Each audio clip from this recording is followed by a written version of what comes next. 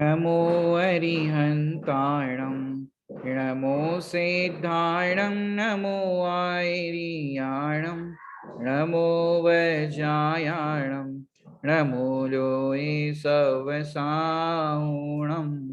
मंगलमय मंगलकरण वीतराग विज्ञान नमो ताहि जाते भय अरहंतादि महान करि मंगल करि हो महा ग्रंथ करण को काज जाते मिले समाज सब पावे निज पद राज। हमारे मोक्ष मार्ग प्रकाशक दृष्टांत वैभव पर चर्चा चल रही है। यहाँ पर आपको ग्रंथ भी दिख रहा होगा, इस तरह का वो ग्रंथ है और ये मंगलायतन अलीगढ़ से छपा हुआ है। इसकी पीडीएफ हमने पूर्व में ग्रुप में शेयर की थी और अभी भी कोई लोग नए जुड़े हो और ये पीडीएफ आपके पास नहीं हो तो कक्षा के बाद आपके पास ये पीडीएफ शेयर की जाएगी। ये ग्रंथ जो है मूल तो मोक्ष मार्ग प्रकाशक जो आचार्य कल्प पंडित प्रवर टोडरमल साहब द्वारा रचित है और उस ग्रंथ के अंदर 9 अधिकार है और टोडरमल जी साहब ने ये जो मौलिक ग्रंथ लिखा है इसको समझाने के लिए हर अधिकार के अंदर बहुत सारे दृष्टांत दिए हैं और उन दृष्टांत के माध्यम से सिद्धांत बताए गए हैं। ये दृष्टांत और सिद्धांत को बताता हुआ ये ग्रंथ है जिसमें हमने अब तक जो चर्चा की थी उससे अपन चर्चा को आगे बढ़ाएंगे। अब तक हमने 3 अधिकारों की चर्चा की थी। कितने अधिकारों की चर्चा की थी? 3 अधिकारों की चर्चा की थी। अब आगे हम चौथे अधिकार की चर्चा करेंगे। इस चौथे अधिकार के अंदर सबसे पहले हम विषय वस्तु को देखें तो पहले अधिकार में 5 परमेष्टि का स्वरूप बताया और उसके अंदर मंगलाचरण करने का कारण, ग्रंथ की प्रामाणिकता, वक्ता श्रोता का स्वरूप, माने पहले अधिकार में भूमिका बताई। उसके बाद फिर दूसरे अधिकार में रोग के निदान की चर्चा की कि तुम में जो रोग पाया जाता है वो रोग किन कारण से पाया जाता है, वो रोग बेसिकली है क्या। क्योंकि जब भी आपको देखते हो डॉक्टर के पास जाते हो और आप डॉक्टर के पास जाकर के देखते हो तो डॉक्टर आपको बताता है कि भाई ये फलाना टेस्ट कराओ, ये टेस्ट कराओ। आजकल के डॉक्टर टेस्ट कराते हैं, ब्लड टेस्ट, यूरिन टेस्ट, बहुत तरह की टेस्ट कराते हैं। पुराने जमाने में क्या था, नाड़ी देखते थे और नाड़ी के माध्यम से बताते थे कि आपने कल इमली खाई थी, कल ये किया था। तो इस तरह से वो जानते थे कि आपको कौन सा रोग हुआ है। तो ये दूसरे अधिकार के अंदर जो चर्चा की है वो दूसरे अधिकार में बीमारी, मतलब जीव को माने बीमारी थी उसके कारण ये दशा दिखाई दे रही है। इस तरह से माने पूरे दूसरे अधिकार में जो है रोग के निदान की चर्चा की कि तुम्हें रोग पाया जाता है और रोग के निदान की चर्चा और कर्म के उदय में होने वाली अवस्था की चर्चा की। ये सब दूसरे अध्याय में हुई चर्चा है। ये बीमारी थी, उसके कारण ये दशाएं दिखाई दे रही है और विविध प्रकार की अवस्था हो रही है। तो तकलीफ क्या है? अब आप कहोगे कि भाई रोग है, चलो ठीक है। जैसे आप कहो कि शरीर में कोई गांठ हो गई तो कोई तकलीफ तो नहीं दे रही है। जैसे कई बार अपने शरीर में कुछ विजातीय तत्व इकट्ठा हो जाते हैं और कुछ फोड़ा सा हो जाता है, कुछ हो जाता है तो आपको पेन नहीं होता। जैसे कोई फोड़ा हो गया, कुछ हो गया तो पेन नहीं दे रहा है, लेकिन विजातीय तत्व इकट्ठा होने से वैसा आपको दिखाई दे रहा है। तो आपको कोई प्रॉब्लम लगती है, भैया दुख तो नहीं रहा है, कुछ हो तो नहीं रहा है, क्या करना? कुछ दुख रहा हो, कोई पीड़ा हो रही हो तो डॉक्टर को दिखा दे। तो आपको कोई दुख नहीं लगता कि भाई ये चीज हमको लगी है कि क्या है क्या नहीं। तो आपको जो फोड़ा हुआ है, गांठ हो गई, वो तकलीफ नहीं दे रही तो ऑपरेशन क्यों कराए? ऐसे दूसरे अधिकार में अवस्थाओं का निरूपण किया। फिर तीसरे अधिकार में ये बताया कि ये जो अवस्थाएं हो रही है, ये जो आपको दुख अवस्थाएं हो रही है वो दुख भी प्रदान करती है। ऐसा नहीं कि ये अवस्था नाना प्रकार की शरीर की संयोगों की हो और आपको दुख ना हो। इनमें तुझे क्या क्या तकलीफ मिलती है उन सब की चर्चा तीसरे अधिकार में हुई और वहां पर यह सिद्ध किया कि तू दुखी है। तीसरे अधिकार में क्या सिद्ध किया? तू दुखी है, तेरे कर्म की नाना प्रकार की अवस्था होती है और उस नाना प्रकार की कर्म की अवस्था में तू दुखी होता है। पहले कर्म के अनुसार दुखों का वर्णन, फिर पर्याय की अपेक्षा से दुखों का वर्णन और फिर इच्छाओं की अपेक्षा से फिर सामान्य अवस्था से चर्चा करते रहे और दुख का लक्षण बताया कि तुझे दुख क्या हो रही है। तो दुख का लक्षण क्या है भैया? दुख का लक्षण, आपको जो दुख हो रहा है उसका लक्षण क्या है? तो आप कहोगे आकुलता है, आकुलता है वो।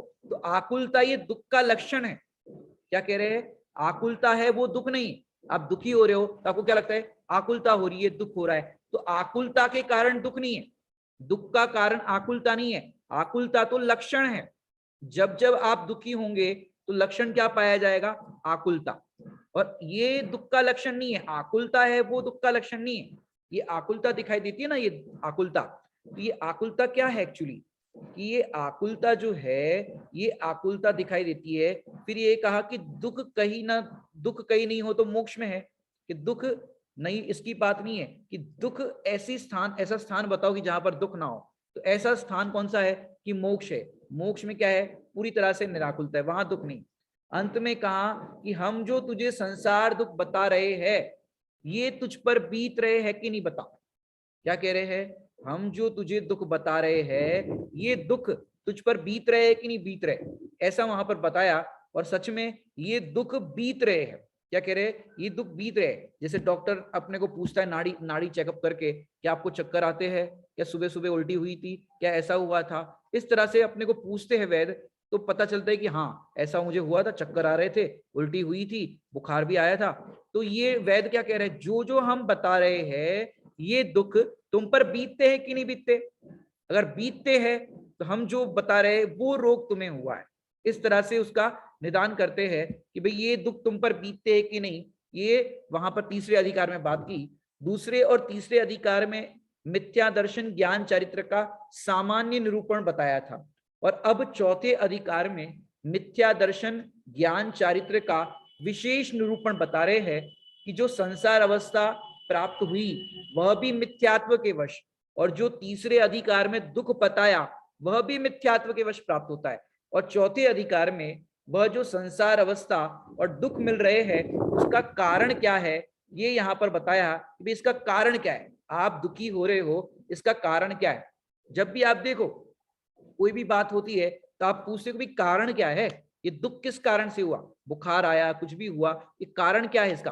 क्योंकि अगली बार जैसे आपको शुगर बढ़ गई, तो शुगर क्यों बढ़ गई, भी आपने कुछ मीठा खाया होगा तभी तो बढ़ी होगी, ऐसे तो नहीं बढ़ गई। तो जो भी कुछ कार्य होता है तो उसका कोई ना कोई कारण अवश्य होता है। तो यहाँ पर आपका दुख का कारण क्या है, तो कारण की बात करें, माने जैसे हमें शरीर में कोई रोग होता है तो हम दर्द का निदान करते हैं कि ये रोग हुआ, फिर पूछते हैं कि ये क्यों हुआ, तो ये होने का कारण क्या है।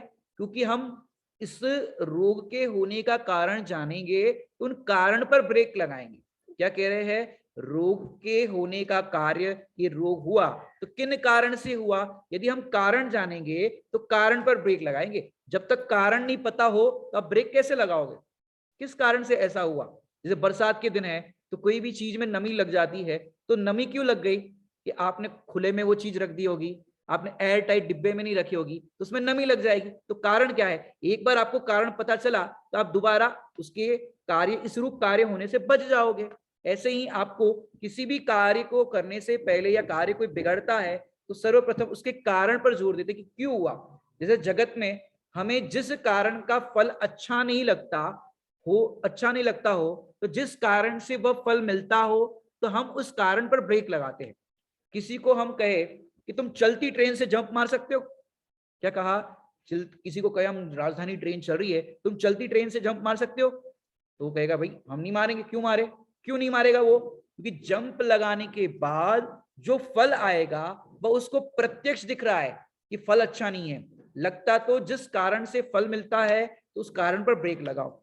ऐसे यहां दुख का कारण क्या है, तो दुख का कारण मिथ्या दर्शन, मिथ्या ज्ञान और मिथ्या चारित्र है। ये चौथे अधिकार में भी अपन बात करेंगे कि दौलत राम जी ने जो कहा, दौलत राम जी ने जो अपन 6 ढाला का भी स्वाध्याय कर रहे हैं, 4 ढालों की वहां पर अपनी चर्चा हो गई है और उसके 4 ढालों के अंदर ही अपनी ये चर्चा भी आई थी। बिन जाने ते दोष गुणन को कैसे तजिए गई, कि बिना जाने दोष को कैसे तजा जाए, बिना जाने गुण को कैसे ग्रहण किया जाए। तो दोष और गुण का ज्ञान होगा तभी तो तजना और ग्रहण करना होगा। जैसे आप श्रावकाचार्य जी ग्रंथों में आदि में पढ़ोगे कि जो शहद आदि होती है, शहद होता है, एक शहद की बूंद के सेवन में 7 गांव को जला दो उतना दोष लगता है।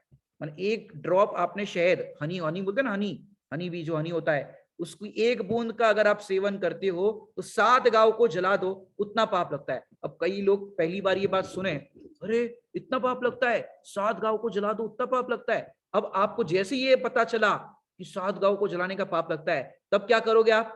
भैया हमें नहीं खाना है शहद। कोई भी चीज आप लोगे, च्यवनप्राश होता है, च्यवनप्राश, उसमें भी हनी आता है। ऐसे बहुत सारे प्रोडक्ट होते हैं जिसमें लिखा होता है इसमें हनी आता है, दवाइयां होती है उसमें हनी आता है। तो अपने को पहले अगर जानेंगे कि भाई इसका इतना दोष है, तो अपन कोई भी चीज है वो अपन चेक करके लेंगे, भाई इसमें ये चीज है तो नहीं, क्योंकि ये अभक्ष्य है, इतना दोष लगता है, तो हम उसका त्याग करने के लिए उद्यमवंत होंगे। और अपने को पता ही ना हो तो कैसे त्याग करेंगे? तो पहले दोषों को जानेंगे तभी तो अभाव कर पाएंगे। ऐसे यहाँ पर जिसकी अपन बात करते हैं कि दोष पता है तो छोड़ पाएंगे, ऐसे ही किस कारण से हम दुखी है ये पता हो तो हम उन कारण को त्याग कर पाएंगे, उन दोषों को जानकर उनका अभाव कर पाएंगे। क्योंकि भैया दोषों की मात्र जानकारी, दोषों का ज्ञान कर लेना इतना काफी नहीं है। दोषों का ज्ञान करके, दोषों का ज्ञान क्यों किया जाता है? कि दोषों के अभाव करने के लिए। ऐसे गुणों का ज्ञान होता है तो बस जानकारी के लिए या क्षोभक्षम बढ़ाने के लिए नहीं, गुणों का ज्ञान करके हम वो गुण अपने पर्याय में प्रकट करें, इसके लिए होता है। और आत्मा का ज्ञान किसके लिए करना है? कि आत्मा का ज्ञान आत्मा के आश्रय करने के लिए करना है। देखो दो बातें हैं, दोष और दोष की गंभीरता का ज्ञान। क्या कह रहे हैं यहाँ पर? दोषों की बात चलेगी ना अभी, ये चौथे अधिकार के अंदर दोष की बात आएगी कि तुम किन दोषों के कारण दुखी हो, किन कारणों के कारण दुखी हो। अब जो दोष है, एक तो दोष और दोष की गंभीरता का ज्ञान, दो बातें बता रहे, दोष और दोष की गंभीरता का ज्ञान। जैसे कोरोना, तो कोरोना एक रोग है, वो कोरोना का रोग और उसकी गंभीरता का ज्ञान। भैया इसकी गंभीरता बने, इतने लोग चले गए कोरोना के अंदर, ऐसे ऐसा दुख हुआ, ऐसी ऐसी पीड़ा हुई, सांस बंद हो जाती है, ऐसा ऐसा हो जाता है, तो इसकी गंभीरता का ज्ञान होगा तो आप उन कारणों से बचोगे जिन कारण से कोरोना होता है। मास्क लगाओगे, अवेयरनेस रखोगे, इस तरह की बातें अपन ध्यान रखते हैं। तो ऐसे ही यहाँ पर आपको जो दोष है, मिथ्यात्व का दोष और उसकी गंभीरता का कितना दुख, माने ये गंभीरता बताएंगे कि मिथ्यात्व का कितना दुख है। ये जीव इस दुख के कारण, माने ये जो दुख का कारण है, इसके कारण ये 4 गति 84 लाख योनि में क्यों भटक रहा है। तो आइए हम चौथे अधिकार का सर्वप्रथम मंगलाचरण करते हैं। आपके सामने यहाँ मंगलाचरण प्रस्तुत है, अपन मंगलाचरण का पाठ करते हैं। सबसे पहले, इस भव के सब दुख निके कारण मिथ्या भाव, तीन की सत्ता नाश करी प्रगटे मोक्ष उपाय। क्या कह रहे हैं यहाँ पर? देखिए सबसे पहले आप देख रहे हो वहां पर चौथा अधिकार, तत्पश्चात हेडिंग लिखा है मिथ्या दर्शन, मिथ्या ज्ञान और मिथ्या चारित्र का निरूपण। तीसरे अधिकार में भी इसकी बात की थी, वहां सामान्य रूप से निरूपण किया था कि जीव को कर्मोदय जन्य अवस्था किस किस प्रकार की होती है जब मिथ्या दर्शन ज्ञान चारित्र का परिणमन होता है तब। अब यहाँ पर विशेष निरूपण कर रहे हैं कि इसका विशेष इफेक्ट क्या आता है। सामान्य और विशेष तो समझते होंगे सब लोग, सामान्य क्या होता है और विशेष क्या होता है। कि जैसे आपने अलमारी खोली तो सब शास्त्र आपने एक साथ देखे तो वो गए सामान्य। अब आपको जो शास्त्र लेना है वो गया विशेष। फल लेने के लिए मार्केट में गए तो फल वहां पर सारे दिख रहे हैं, ये हो गया सामान्य। अब आपको सेब फल लेना है, केला लेना है, एक एक पर आपने ध्यान इंगित किया, ये हो गया विशेष। तो सामान्य एक साथ कर्मों की सब चर्चा कर ली कि ये जीव की कर्मोदय जन्य अवस्था कैसी कैसी किस प्रकार की होती है। और अब कह रहे हैं कि वो कर्मोदय जन्य अवस्था हुई, जो जीव दुख भोग रहा है वो किन कारणों से हो रहा है, ये यहाँ पर चौथे अधिकार में बात कर रहे हैं। अब यहाँ पर सबसे पहले मंगलाचरण का अपन अर्थ करते हैं। बहुत ही सुंदर, यहाँ पर देखो एक एक शब्द का देखेंगे। पहले यहाँ लिखा है इस भव के, क्या लिखा है? इस भव के। इस भव के मतलब कौन से भव के? इस भव के मतलब कौन से भव के बताओ? इस भव के। इस भव के मतलब कौन से भव के? मनुष्य भव के। मनुष्य भव के। इस भव के मतलब कौन से भव के? मनुष्य भव के। मनुष्य भव के नहीं, इस भव के। देखो क्या कह रहे हैं यहाँ पर, इस भव के। इस भव के अर्थात मनुष्य भव के नहीं। भव माने संसार के, भव माने किसके? संसार के। जो पिछले अध्याय में जो बताया था कि संसार के सारे दुखों की, माने ये संसार के सारे दुखों की, पिछले 3 अधिकार चल गए ना, उसमें संसार के समस्त प्रकार के दुखों की बात की। इस भव के माने भव को आप इस भव के शब्द लिया ना, जैसे आपने एक शब्द सुना होगा भव भ्रमण, जैसे भव भ्रमण कहते हैं ना, वो क्या है कि संसार दुख हमें वर्तमान में भव क्यों दुख, माने ये वर्तमान में जो दुख दिखाई देता है ये क्यों दिखाई देता है, वर्तमान में जीव दुखी है क्यों दिखाई देता है, क्योंकि हमको वो भव में दुख नहीं लगता। सब दुखों का कारण यहाँ पर बताने जा रहे हैं। देखिए क्या कह रहे हैं, इस भव के मतलब एक इंद्रिय से लेकर संगी पंचेंद्रिय तक जितने जितने जीवों को दुख है वो है इस भव के। क्या कहा, इस भव के मतलब ओनली मनुष्य भव का दुख नहीं है, ये समस्त जीवों के लिए बात है। सब दुख हनी के, इस भव के सब दुख हनी के, कि भाई एक इंद्रिय पर्याय में कैसा कैसा दुख है। पूर्व के अधिकारों में भी चर्चा की, छेड़ाला जी के अंदर भी पहली डाल के अंदर अपन ने चर्चा की थी, स्थावर पर्याय का दुख। आपको क्या लगता है एक इंद्रिय जीवों को दुख नहीं होता है? आपने अनचना पानी ढोल दिया, कितने जीवों का घात हो गया। अपने घास के ऊपर आप पैर रख करके जाते हो, वो घास के जीवों को कितनी वेदना होती है। वो दुख है ना, अब फील करो वो दुख।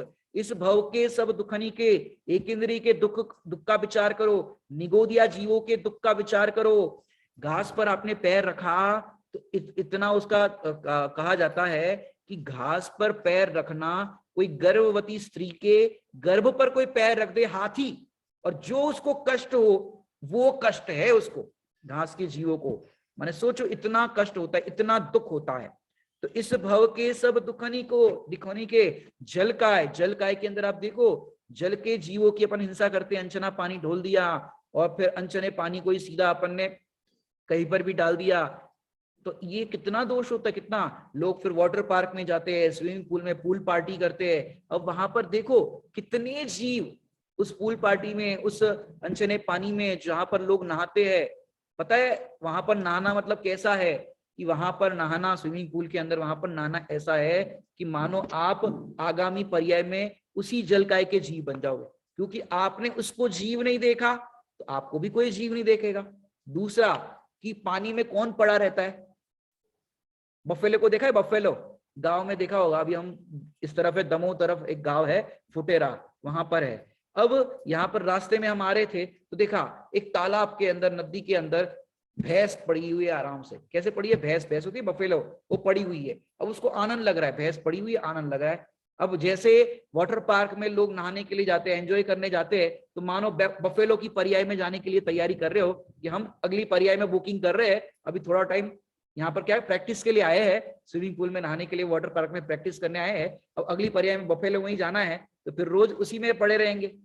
तो भैया अपने को लगता है कि बहुत आनंद है, लेकिन सोचो हमारे एक समय के आनंद के लिए कितने जीवों की विराधना होती है, कितना कितना कष्ट होता है। अग्निकाय के जीवों की हिंसा, लोग आग तापते रहते हैं सर्दियों के दिनों में। चलो गृहस्थी की भूमिका है तो गृहस्थी में भोजन पान आदि बनाना पड़ता है, तो अग्नि का प्रयोग करना पड़ता है। वहां पर भी अपन प्रयोग करें तो जितनी आवश्यकता हो उतना ही प्रयोग करे, उससे ज्यादा ना करे। माने अनर्थ दंड जिसे हम कहते हैं, तो अनर्थ दंड कम से कम प्रयोजनभूत काम के लिए, चलो कोई बात नहीं, जो अपन छेड़ाला में पढ़ चुके हैं, त्रस हिंसा को त्याग व्रथा था वरना संहारे, कि त्रस हिंसा का तो त्याग ही, और व्रथा स्थावर जीवों की भी हिंसा नहीं करना। तो ऐसे एक इंद्रिय जीवों की हिंसा, एक इंद्रिय जीवों का दुख, ये तो हिंसा की तरफ से बात की, लेकिन उसमें इतना इतना दुख है, जीव को कितने कष्ट भोगने पड़ते हैं। तो इस भव के सब दुखनी के, बहुत दुख भोगना पड़ता है। जीव ने ऐसे दुख अनंत बार भोगे हैं। मैंने एक इंद्रिय से लेकर के संगी पंचेंद्रिय तक, दो इंद्रिय का दुख देख लो आप। छेड़ाला में अपन ने पूरी विस्तार से इसकी चर्चा की थी, वो आप वहां पर सुन लेना, कि ऐसे दो इंद्रिय का दुख, तीन इंद्रिय का दुख, चार इंद्रिय, असंगी, संगी, ऐसे एक इंद्रिय से लेकर पंचेंद्रिय तक के जितने भी दुख है, वो क्या है? इस भव के दुख। इस भव के दुख अर्थात क्या बताया? संसार के दुख। और टोडरमल जी साहब ने तो यहाँ पर कहा, ये दुख तेरे पर बीतते हैं कि नहीं बीतते, तूने ऐसे दुख भोगे कि नहीं भोगे, बता तुझे उसमें दुख लगता है कि नहीं लगता। तो यहाँ पर कह रहे अगर दुख लगता है तो पहले कारण जानो, ये दुख किन कारण से मिल रहा है, ये जो दुख तुम्हें मिल रहा है इसका कारण क्या है, व्हाट इज रीजन, किन कारणों से तुम दुखी हो रहे हो। तो यहाँ पर उसका उत्तर दे रहे हैं, इस भव के सब मतलब मनुष्य पर्याय में आप देखो कितने कितने प्रकार के दुख है लोगों को। मनुष्य के अंदर भी कितने लोग भील है, आदिवासी है, मजदूर है। अजैन में देखो आप कितने कितने दुख, माने घर गृहस्थी के दुख देख लो, जिसकी शादी नहीं हो रही है वो दुखी है, शादी हो गई वे दुखी है। नाना प्रकार से जीव को दुखी दुख है।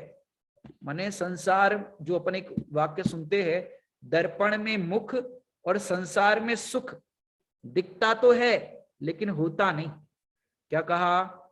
दर्पण में मुख और संसार में सुख, दिखता तो है लेकिन होता नहीं। और दिखने के कारण जीव संसार में प्रवर्तन करता है, सुख की वांछा करता है, लेकिन मिलता क्या है? मिलता कुछ नहीं, सुख की प्राप्ति नहीं होती, दुखी होता है। तो इस भव के सब दुखनी के, ये समस्त प्रकार के जितने भी दुख है, आप देखो मनुष्य पर्याय में अपन जितने इस पे विचार कर सके, आप विचार करो किस किस प्रकार का दुख है। किसी को धन का दुख, किसी को तन का दुख, किसी को मन का दुख। धन तन मन, नींद नहीं आ रही है तो दुख, ज्यादा नींद आ रही है तो दुख, आलस आ रही है तो दुख, थकान हो रही है तो दुख, हर तरह से जीव दुखी है।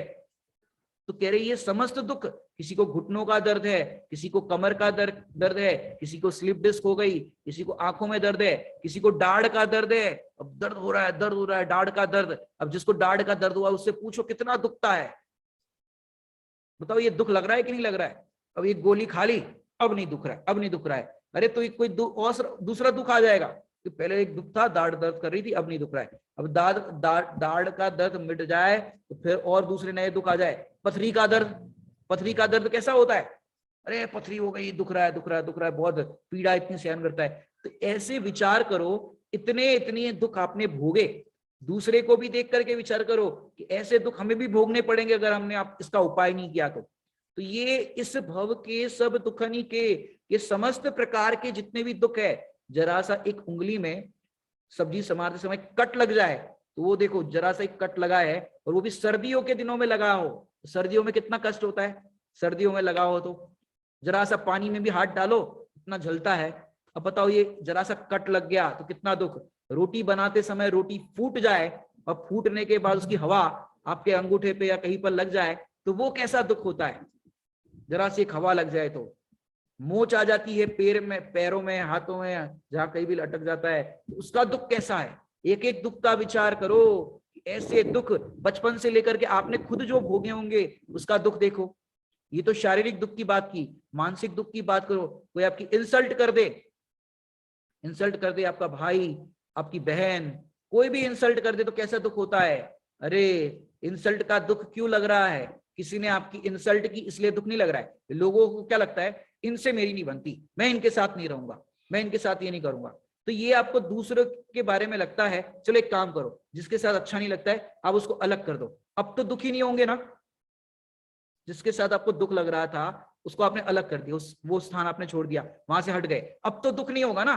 क्योंकि आपको क्या लग रहा था, हम बहन के कारण दुखी है, हम भाई के कारण दुखी है, सास के कारण दुखी है, देरानी के कारण दुखी है। जिन जिन कारण से आप दुखी हो उन उन कारणों को छोड़ते हो कि नहीं छोड़ते? पहले व्यवहारिक रूप से बताते हैं। देरानी जेठानी की रोज लड़ाई हो रही हो, सास बहू की रोज लड़ाई हो रही हो, तो क्या करोगे? भैया रोज रोज लड़ाई हो रही है, एक काम करो न्यारे हो जाओ, तो शांति से रहेंगे। अब आपने क्या किया कि जिसके कारण रोज लड़ाई हो रही थी, आपको दुख हो रहा था, उनसे न्यारे हो गए। अब तो आपको दुख नहीं होगा, अब तो किसी से लड़ाई नहीं होगी। कि अब तक टोडरमल जी साहब ने पिछले अधिकार में वही बताया कि अब तक तू जो उपाय करता है झूठा है। क्या किया? तू जो उपाय करता है वो झूठा है, सच्चा उपाय नहीं है। तुमने रॉन्ग नंबर डायल किया है, अब तक तुमने राइट नंबर डायल ही नहीं किया। सच्चा उपाय यहाँ पर चौथे अधिकार में बता रहे हैं कि यदि तुम ये उपाय करोगे तो मूल से ही तुम्हारा रोग है, मूल से ही तुम्हारा जो दुख है वो दुख दूर हो जाएगा। कि हाँ इससे दुख हो जाएगा, दुख दूर हो जाएगा, कि बिल्कुल 100% दूर हो जाएगा। कि जो यहाँ पर टोडरमल जी साहब ने बताया है कि तुम्हारे समस्त दुखों को दूर करने का उपाय, पहले तो ये नक्की करो दुख है कि नहीं।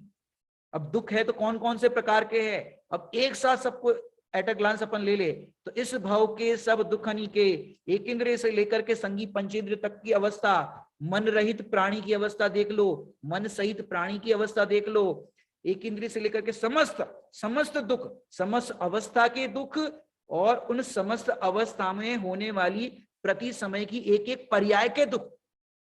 अपने को तो पुराण पढ़ते हैं, कथा का प्रसंग होता है तो हम कथा सुनाते हैं, हमने तो बता दिया कि भाई वो इस पर्याय को पूरी करके गधी बना, इस पर्याय को पूरी करके फिर सुकरी बना, इस पर्याय को पूरी करके फिर वो कुत्ती बना। सुकुमार चरित्र की कथा सुनाई थी ना, तो गधी बना, सुकरी बना, कुत्ती बना, ये बोलने में तो अपन ने बता ये बना, लेकिन एक एक पर्याय में एक एक दिन का, एक एक समय समय का जो दुख है, वो दुख कैसा है। गधी बना तो उसके ऊपर कितना भार आरोपण किया गया होगा, अगर उससे भार सहन नहीं हुआ, उसके मर्म स्थान पर पीछे से मारते उसको, कितनी वेदना होती है। कुत्ते को देखो, कुत्ते की पर्याय में कितने कान में कीड़े पड़ जाते हैं, पैर कट जाता है, एक्सीडेंट के अंदर पैर में लग जाती है, नाना प्रकार के उसको कष्ट होते हैं, शरीर सड़ जाता है। बताओ उनकी सेवा करने कौन आता है। वो पर्याय का दुख देखो। ऐसे एक एक पर्याय की जो दुख है, वो कितने नाना प्रकार के दुख जीव को भोगने पड़े हैं। ये तो अपन ने एक एक पर्याय की अपन ने थोड़ा सा इशारा किया, भी ऐसा दुख है, ऐसा दुख है, इतना दुख है, उतना दुख है, लेकिन आप विचार करो एक एक पर्याय में जीव जो भोग रहा है प्रति समय, वो दुख कैसा है। अब वो दुख को तुम्हें दूर करना है तो क्या कह रहे हैं, वो दुख को दूर करना है तो ऐसे ही योग सार जी में भी वहां पर बताया, चार गति दुख से डरे तो तज सो पर भाव, कि यदि चार गति के अंदर तुम्हें दुख लगता हो तो तुम परभाव को तजो। और वहां दुख नहीं लगता है, अच्छा लगता है, एक काम करो, जो कर रहे हो वही करो, क्या होगा फिर, और दुखी होगे। तो यहां पर कह रहे हैं इस भव के सब दुखनी के, कि ये भव माने इस भव मतलब एक इंद्रिय से लेकर के संगी पंच इंद्रिय तक की अवस्था का समस्त प्रकार का दुख, देव भी बन गया तो देवगति में दुख, देवों के भी पाए वैभव पर तृप्त नहीं हुआ। देवों के वैभव पाए फिर भी ये जीव तृप्त नहीं हो पाया, वहां पर भी दूसरे देवों के वैभव देख करके मानसिक त्रास, ईर्ष्या होती थी, इनके पास ज्यादा है, हमारे पास कम है। कम से कम 32 देवांगना सबको मिलती है, 32।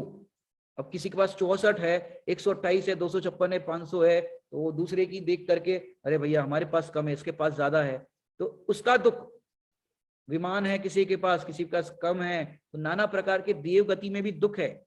दशा चारो गति की दयनी दया का किंतु न यहाँ विधान, चारों गति के अंदर दुख ही दुख है। और अब ये दुख को तुम दूर करना चाहते हो, तो अब यहाँ पर टोडरमल साहब कह रहे हैं इस भव के सब दुखनी के कारण मिथ्या भाव। मैंने देखो इसके कारण बताए मिथ्या भाव। जैसे आप देखो डायबिटीज बढ़ती है तो आप देखते हो अरे इतनी कैसे बढ़ गई, इसका कोई ना कोई कारण तो होगा, आपने कुछ मीठा खाया होगा, कोई इंसल्ट करता है तो उसका दुख लगता है। तो ऐसे पढ़ाई करते हैं बच्चों तो पढ़ाई की टेंशन होती है, एग्जाम आ रही है, पढ़ाई करना है, पढ़ाई करना है, तो ये दुख लगता है। या दुख का कारण ये संयोग या संयोगी भाव नहीं है, दुख का कारण है, अभी जो हमने आपको कहा था, कोई कहे आकुलता दुख का कारण है, तो आकुलता दुख का कारण नहीं है, आकुलता तो दुख का लक्षण है। दुख का कारण अलग है और दुख का लक्षण अलग है। देखो अगला पॉइंट क्या कहा, दुख का कारण अलग है और दुख का लक्षण अलग है। जैसे आप दुखी होते हो, कई बार जैसे होते ना ओवर थॉट्स बोलते हैं, ओवर थॉट्स, ओवर थिंकिंग, किसी के बारे में अपन ओवर थॉट कर लेते हैं, मिथ्या अनुमान लगा देते हैं तो दुखी होते हैं। तो सामने वाला दुखी नहीं कर रहा है, तुम्हारे जो विपरीत ज्ञान, मतलब तुम्हारे ज्ञान में जो विपरीत विपरीत कल्पनाएं हो रही है सामने वाले के बारे में, ओवर थॉट हो रहा है, वो दुख कर रहा है। और वो ओवर थॉट क्या है, यही तो मिथ्या भाव है। क्या कह रहे हैं, वो ओवर थॉट है, मिथ्या अनुमान है, यही तो मिथ्या भाव है, इसी के कारण तो दुखी हो रहा है। किसी पर द्रव्य के कारण आज तक एक भी जीव दुखी नहीं हो पाया। जीव दुखी होता है तो अपने ही मिथ्या भाव से दुखी हो रहा है, दूसरे के कारण दुखी नहीं होता। क्यों, सिद्धांत है एक द्रव्य दूसरे द्रव्य को दुखी नहीं कर सकता, एक द्रव्य दूसरे द्रव्य को सुखी नहीं कर सकता और दुखी भी नहीं कर सकता। जीव सुखी होता है तो अपने स्वभाव के आश्रय से होता है, दुखी होता है तो अपने स्वभाव के विस्मरण से होता है, अपने स्वभाव को भूलने से होता है दुखी। तो यहाँ पर बता रहे मंगलाचरण में चौथी अधिकार के, इस भव के सब दुखनी के, कि इस भव के अर्थात एक इंद्रिय से लेकर के संगी पंचेंद्रिय तक की अवस्था है, चार गति है, उसका जो दुख है, एवरीथिंग, जितने भी जीव दुखी है संसार के अंदर, सभी को यहाँ पर समाहित कर दिया। उन सबका एक ही कारण, गति है, वो दुख का कारण नहीं है। नरक गति है वो दुख का कारण है, बोलो नरक गति दुख का कारण है। भाई नरक के अंदर नारकी जीव भी इतने हैं जिन्होंने मिथ्या भाव की सत्ता का नाश कर दिया। सम्यक दृष्टि हो गए हैं। अब उनको नरक में दुख नहीं लग रहा है, उनको उस नरक के अंदर भी आत्मा का अनुभव हो रहा है। सतत अनुभव, सतत अनुभव, सतत आत्मा का अनुभव कर रहे तो भी दुखी नहीं हो रहे। और जो स्वर्ग के अंदर है, इंद्रिय सुख की अनुकूलता है, वो वहां भी दुखी है कि नहीं। तो ये सबको यहाँ पर एक साथ ले लिया कि जितने भी 4 गति 84 लाख योनि में जीव है, सबके दुख का कारण एक ही है। उसका नाम यहाँ पर बता रहे हैं मिथ्या भाव। मिथ्या भाव है वो दुख का कारण है। क्या कह रहे हैं शब्द यहाँ पर देखो, चुन चुन के शब्द लिए है टोडरमल साहब ने, मिथ्या भाव यहाँ पर लगाया है। और अभी जो मिथ्या भाव की बात की ना, तीसरे अधिकार में तो दुख का लक्षण बताया, मैंने लक्षण उसका स्वरूप बताया। और अब चौथे अधिकार में कारण बताया। देखो लक्षण बताया तीसरे अधिकार में कि जीव किन किन कारणों से, किन किन कारण से दुखी हो रहा है, लक्षण बताया। वो लक्षण आकुलता को ले लो। अब चौथे अधिकार में उसका कारण क्या था, उन इच्छाओं के पीछे कौन बैठा था, तो बताया मिथ्या भाव। अब मिथ्या भाव क्या है, मिथ्या भाव, भाव शब्द लिया ना, मिथ्या, मिथ्या तो समझता हूं मिथ्यापना। तो यहां पर जो मिथ्या भाव लिया है, एक तो होता है मिथ्यात्व, एक होता है सम्यक्त्व। तो त्व में क्या है, मिथ्यात्व मतलब मिथ्या दर्शन, मिथ्या ज्ञान, मिथ्या चारित्र। सम्यक्त्व मतलब सम्यक दर्शन, सम्यक ज्ञान, सम्यक चारित्र। और यहाँ पर मिथ्यात्व नहीं लिखा है, मिथ्या भाव लिखा है। एक होता है मिथ्या दर्शन, तो उसमें ओनली मिथ्या श्रद्धा की बात आएगी। मिथ्या दर्शन में खोटा श्रद्धान ये बात आएगी। लेकिन मिथ्यात्व उसमें मिथ्यापना, और यहाँ पर मिथ्या भाव लिया है, तो मिथ्या भाव का भी अर्थ होता है, भाव माने पना। यहाँ पर भाव मतलब कोई शुभ भाव अशुभ भाव वो बात नहीं, यहाँ भाव मतलब मिथ्यापना, ये यहाँ पर बात नहीं है, मिथ्यापना। तो मिथ्या भाव जो यहाँ पर शब्द यूज किया गया है मिथ्या भाव, ये यहाँ पर मिथ्यापना का सूचक है। और सम्यक दर्शन आदि में भी सम्यक्त्व होता है, वो सम्यक पने का सूचक है। और ऐसे यहाँ पर कारण बता दिया आपको, भाई तुम जितने भी दुखी हो रहे हो वो तुम्हारे समस्त दुख का कारण वन एंड ओनली मिथ्या भाव। अब देखो, पहले तो अपने को पता ही नहीं था कि हम दुखी किन कारण से है, तो हम क्या करते थे, दूसरे के माने उस कारण को दूसरे में खोजते थे। प्रॉब्लम ये थी, पहले तो जीव को दुख लग रहा कि हाँ मैं दुखी हूं। अब दुख लगने के बाद किस कारण से दुखी हो, बोले इनके कारण से दुखी, पत्नी के कारण परेशान हो, बच्चों के कारण परेशान हो, बॉस के कारण परेशान हो, पड़ोसी के कारण परेशान हो। तो अब तक जीव ने जितने भी लोगों की खोज की कि मैं इन कारणों से दुख हूं, तो वहां पर तो पता चला कि भाई मैंने उन कारणों को हटा दिया, पर दुख तो मेरा दूर हुआ ही नहीं, प्रॉब्लम तो मेरी वही की वही रही। आप पहले किसी और को देख करके दुखी होते थे, और के लक्ष्य से दुखी होते थे, अब किसी और के लक्ष्य से दुखी हो रहे हो। तो जो दुख है वो दुख तो मिटा नहीं। और यहाँ पर जीव सुखी तब होगा, दुख मिटे तब सुखी होगा।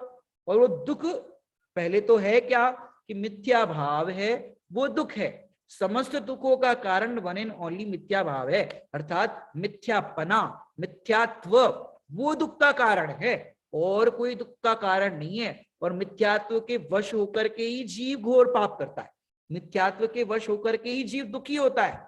मिथ्यात्वी जीव दुखी होता है और दूसरे जीवों को भी दुख का निमित्त बनता है। जो मिथ्या दृष्टि है वो मिथ्या दृष्टि के दुख का निमित्त बनेगा। तो यहां पर कह रहे हैं कि भाई अब बहुत हो गया, अब मुझे दुख का उपाय बताओ। तो टोडरमल साहब ने बताया तुम्हारे समस्त दुखों का उपाय है मिथ्या भाव। अब क्या करें, उसको जान लिया अपन ने भी हम इनके कारण दुखी हो रहे, तो क्या करो भैया, इनके कारण दुखी हो रहे हैं तो उनको क्या करो, उनका नाश करो। और कितना नाश करो, जैसे आपको पता चला, डायग्नोसिस कराया आपने, भाई आपको तो कैंसर है, आपको रोग पता चल गया कि कैंसर है, तो कैंसर है पता चला तो क्या करोगे, कैंसर का इलाज करेंगे। अब क्या करोगे, पूरा इलाज करोगे कि थोड़ा बहुत रहने दोगे, थोड़ा बहुत रहने दोगे, थोड़ा सा कैंसर के एक आध परमाणु रहने दोगे कि नहीं, उसका पूरा हम नाश कर देंगे। जिसको आपने पढ़ा होगा, मिथ्यात्व वैरी का अंश भी बुरा है। क्या कहा, मिथ्यात्व वैरी का अंश भी बुरा है। जो मिथ्यात्व है ना, वो एक आध भी अंश रह जाए, जैसे कैंसर के परमाणु का एक आध अंश भी रह जाए तो फिर क्या करेगा, जैसे गांठ वगैरह शरीर में हो जाती है, थोड़ा बहुत भी उसका रह जाए, फिर से वो गांठ बनाएगी, फिर से वो दुख उत्पन्न करेगी। तो यहां पर कह रहे हैं अब तुमने जान लिया कि तुम्हारे दुख का कारण मिथ्या भाव है, तब क्या करो, तिनकी सत्ता नाश करी। क्या कह रहे? तिनकी, जो है दुख का कारण, उनकी सत्यानाश करी। सत्यानाश समझते? सत्यानाश, कई बार लोग बोलते ना इसका सत्यानाश हो जाए, सत्यानाश होता है, सत्यानाश। ये सत्यानाश मतलब सत्यानाश, इनका खत्म से, माने ये दोबारा फिर खड़ा ही ना हो, इसकी अवस्था ही पूरी तरह से नाश हो जाए, पूरी तरह से इसका अभाव हो जाए, ऐसा यहाँ पर बीड़ा उठाने की बात करी है। तिनकी सत्यानाश करी, कि अब इसकी सत्ता को रहने नहीं देना है, पूरी तरह से सत्यानाश करते। इसके बाद वे सत्यानाश करोगे तो क्या होगा? तो या सत्यानाश कर दोगे किनकी? मिथ्यात्व की सत्यानाश कर दोगे तो क्या होगा? कि मार्ग प्रकट होगा। क्या प्रकट होगा? मार्ग प्रकट होगा। कौन सा मार्ग प्रकट होगा?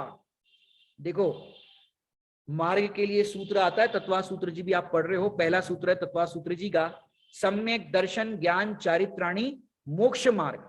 ये मोक्ष मार्ग है। अब ये मोक्ष मार्ग कैसे प्रकट होगा?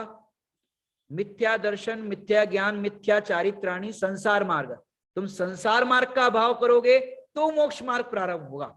और तुम संसार मार्ग भी चल रहे हो और कह रहे हो मोक्ष मार्ग भी चाहिए हमको। दो एक काम ना होए सयाने, विषय भोग और मोक्ष को जाने। दोनों काम नहीं होंगे भी, दोनों हाथ में लड्डू, मोक्ष भी मिल जाए और विषय भोग और इंद्रिय सुख की सामग्री भी मिले, संसार में भी रहे और दोनों काम हो जाए। ऐसा नहीं होगा। पूरा समर्पण देना पड़ेगा आपको। पूरा समर्पण अगर आप अपने स्वभाव की आश्रय पूर्वक आत्मा के हित के लिए दोगे तो ही प्राप्त होगा। पूरा समर्पण समझते हो? बड़े दादाजी, छोटे दादाजी एक दृष्टांत देते हैं कि एक बच्चे को उसके पापा ने 100 रुपए दिए कि बेटा मेला लगा है और उस मेले में तेरे को जो कुछ भी चीज अच्छी लगे, तो 100 रुपया है तुम्हारे पास, तुम खरीद लो। अब बच्चे को 100 रुपए दिए, बच्चा मेले में गया और मेले में जाकर के उसने साइकिल देखी। क्या देखी? साइकिल देखी। अब साइकिल को देख करके बच्चे का मन हुआ कि दूसरे बच्चे साइकिल चलाते हैं, मेरा भी मन करता है साइकिल चलाने का, मेरे पास साइकिल नहीं है। तो साइकिल वाले दुकान पे गया और बोला कि मुझे ये साइकिल, बोले साइकिल कैसे दी? बोले कि कौन सी साइकिल चाहिए तुम्हें? बोले मुझे तो साइकिल चाहिए और बोले मेरे पास जितने पैसे है वो मैं दे दूंगा, मुझे तो साइकिल चाहिए। उसने क्या बोला? मुझे तो साइकिल चाहिए, जितने पैसे मेरे पास है मैं सब दे दूंगा। दुकानदार बोला ठीक है तुम्हारे पैसे जितने भी दो। और उस बच्चे ने 100 का नोट दिया। कितने का नोट दिया? 100 का नोट। बोले मेरे पास इतने ही पैसे है, 100 का नोट। तो उस दुकानदार ने उसको साइकिल दे दी। क्या कहा? उस दुकानदार ने उसको साइकिल दे दी। कितने में दे दी? 100 रुपए में दे दी। अब वो साइकिल का रेट देखने जाए तो 8,000 7,000, कम से कम इतनी की तो साइकिल आती होगी, 8-10 हजार की साइकिल आती होगी। उस बच्चे को 100 रुपए में दे दी। फिर पापा के पास गया वो, फिर पापा को बोला, पापा ने बोला अरे बेटा किसकी साइकिल लेकर के घूम रहे हो? पापा ये मेरी साइकिल है। बोले तुम कहाँ से लाए? पापा को लगा कहीं से किसी की चुरा के तो नहीं लाया। बोले पापा आपने जो 100 रुपए दिए थे, मैं मेले में जाकर के वो साइकिल लेके आया। बोले 100 रुपए की साइकिल? पापा ने सोचा ये तो अच्छा बिजनेस हो सकता है, 100 रुपए में साइकिल खरीदो और फिर बेच दो, अच्छे मार्केट प्राइस में बेच दो उसको, ये तो अच्छा है। वो दुकानदार के पास जाएगा और गया और दुकानदार से कहेगा भैया ये 100 रुपए वाली साइकिल है, जरा 15-20 पार्सल कर दो या पैक कर दो। तो बताओ मिलेगी कि नहीं मिलेगी? उस पापा को मिलेगी? क्यों नहीं मिलेगी?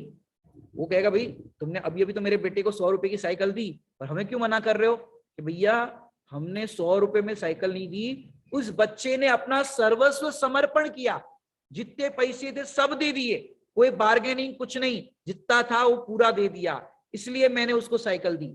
ऐसे ही जब तक तू अपना पूरा समर्पण अपने आत्मा के लिए नहीं देगा तब तक तुझे मोक्ष रूपी साइकिल नहीं मिलेगी, सुख रूपी साइकिल नहीं मिलेगी। पूरा समर्पण चाहिए उसके लिए।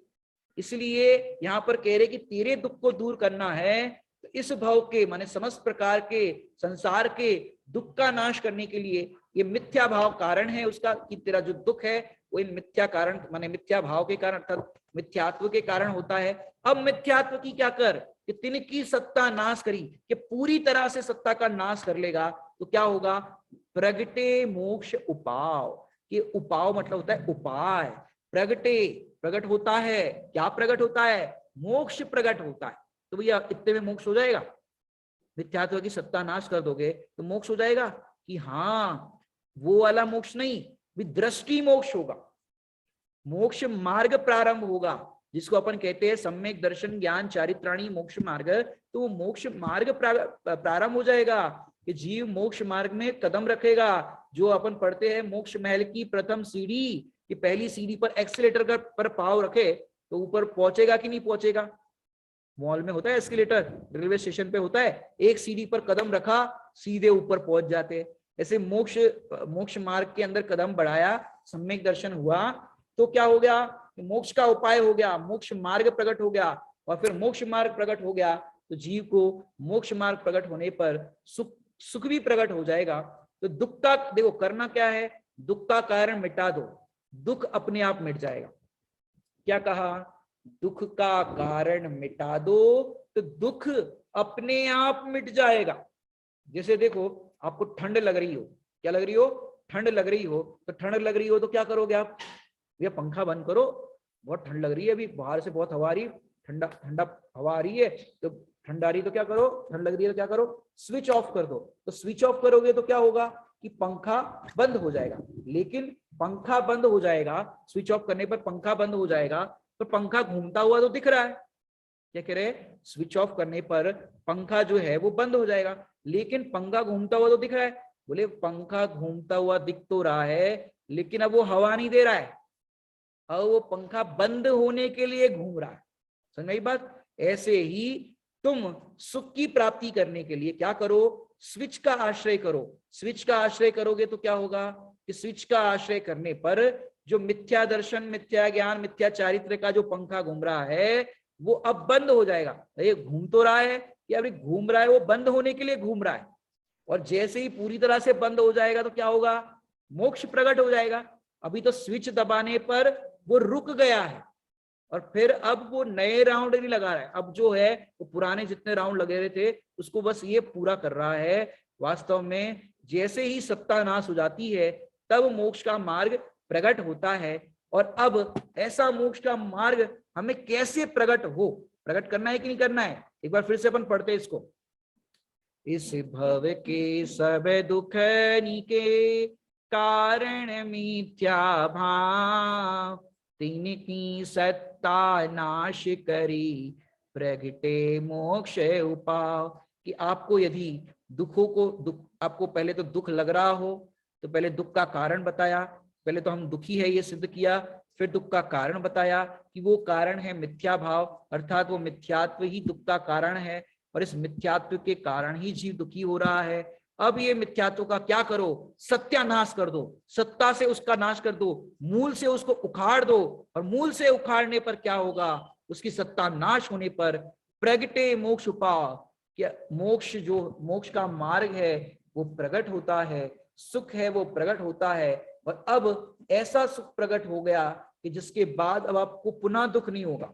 जिन जिन कारणों से आपको दुख हो रहा था ना, बाहर में पत्नी से दुखी, बच्चों से दुखी, बहुत से परेशान, शरीर से परेशान, जैसे ही आपने जाना कि ये शरीर अलग है आत्मा अलग है, दोनों के बीच में जो मान्यता थी ना मिथ्या भाव की मान्यता, और सम्यक बना होने पर क्या होगा, शरीर अलग है आत्मा अलग है, दोनों की सत्ता भिन्न भिन्न न्यारी न्यारी दिखेगी। तो जो मिथ्या भाव उत्पन्न हो रहे थे, दूसरे के बारे में ओवर थॉट हो रही थी, आप जो दुखी हो रहे थे वो समस्त दूर हो जाएगा। क्यों, मेरा सुख का कारण मेरे में है और दुख का कारण जो है वो है मिथ्या भाव है, पर द्रव्य सुख दुख का कारण नहीं है। जब ये मति व्यवस्थित होगी तो कोई भी आपको सुख दुख का कारण नहीं लगेगा। और ये जो दुख का कारण यहाँ पर बताने जा रहे हैं चौथे अधिकार में, मिथ्या दर्शन ज्ञान चरित्र का निरूपण, ये अपन दृष्टांत वैभव जो ग्रंथ है आपको सबको पता ही है, पिछली अपनी चर्चा आपने सुनी है।